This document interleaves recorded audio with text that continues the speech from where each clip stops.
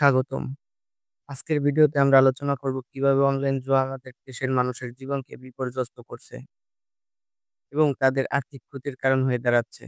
আপনি হয়তো জানেন, বাংলাদেশে অনলাইন জুয়া একটি বড় সমস্যা হয়ে দাঁড়াচ্ছে এবং বিভিন্ন নিউজ চ্যানেলেও এ বিষয়ে প্রতিবেদন তৈরি করছে। বাংলাদেশে অনলাইন জুয়া 2000-এর দশকের মাঝামাঝি সময় থেকে ধীরে ধীরে শুরু হয়। ইন্টারনেট ও প্রযুক্তির উন্নতির সঙ্গে আন্তর্জাতিক অনলাইন জুয়া সাইটগুলো বাংলাদেশি ব্যবহারকারীদের জন্য সেবা উন্মুক্ত করে। যদিও দেশের অভ্যন্তরে অনলাইন জুয়া নিষিদ্ধ, কিন্তু আন্তর্জাতিক সাইটগুলোর মাধ্যমে মানুষ এতে অংশগ্রহণ করছে। কিছু অসাধু ব্যক্তি ও প্রতিষ্ঠান সরকারি ওয়েবসাইটের ডোমেইন ব্যবহার করে অনলাইন জুয়ার প্রচারণা চালাচ্ছে।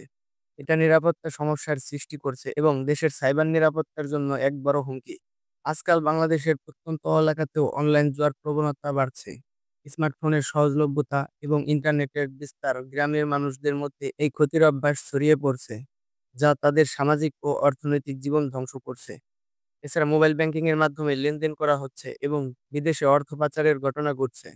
কিছু ওয়েবসাইট অনলাইন ক্রিকেট বেটিং ও ক্যাসিনো প্রতারণা চালাচ্ছে, যা দেশের আইন অনুযায়ী নিষিদ্ধ। অনলাইন জুয়ার ক্ষেত্রে কিছু সাধারণ প্রতারণা রয়েছে। অনলাইন জুয়ার ক্ষেত্রে কিছু সাধারণ প্রতারণা রয়েছে।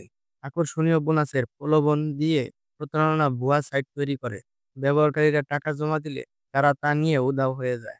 ইমেল বা মেসেজের মাধ্যমে ব্যক্তিগত তথ্য চুরি করা, বড় বোনাসের প্রলোভন দেওয়া হয়, কিন্তু শর্ত এমনভাবে সাজানো থাকে যে ব্যবহারকারীরা বোনাস নিতে পারবে না। প্রতিরোধের উপায় কি? কঠোর আইন প্রয়োগ, অনলাইন জুয়া নিয়ন্ত্রণে সুনির্দিষ্ট আইন প্রণয়ন ও কঠোর প্রয়োগ করাও প্রয়োজন। সাইবার নিরাপত্তা জোরদার করা, সরকারি ও বেসরকারি ওয়েবসাইটগুলোর সাইবার নিরাপত্তা বাড়াতে হবে। জনসচেতনতা বৃদ্ধি করতে হবে। স্কুল, কলেজ ও বিশ্ববিদ্যালয়ে সচেতনতামূলক কর্মসূচি চালাতে হবে। প্রযুক্তিগত নিষেধাজ্ঞা, অনলাইন জুয়া সাইট ও অ্যাপস ব্লক করা এবং তাদের অ্যাক্সেস নিয়ন্ত্রণ করা প্রয়োজন। আর্থিক লেনদেন নিয়ন্ত্রণ করতে হবে।